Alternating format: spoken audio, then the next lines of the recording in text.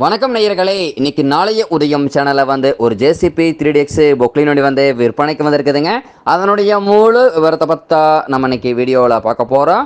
நாளைய உதயம் சேனலை இன்னைக்கு தான் முதன்முறையா பார்க்குறீங்க அப்படின்னா நேயர்கள் அனைவருமே மறக்காம நாளைய உதயம் சேனலை சப்ஸ்கிரைப் பண்ணிடுங்க. கூட்டவே அந்த பெல் ஐக்கான ஒரு அழுத்தழுத்தி ஆளுங்கிற ஆப்ஷனுக்கு செட் பண்ணிக்கங்க. அப்போ தான் நாளைய உதயம் வீடியோ பதிவுகளை நீங்கள் ஃபஸ்ட்டாகவும் எளிமையாகவும் பார்க்க முடியும்.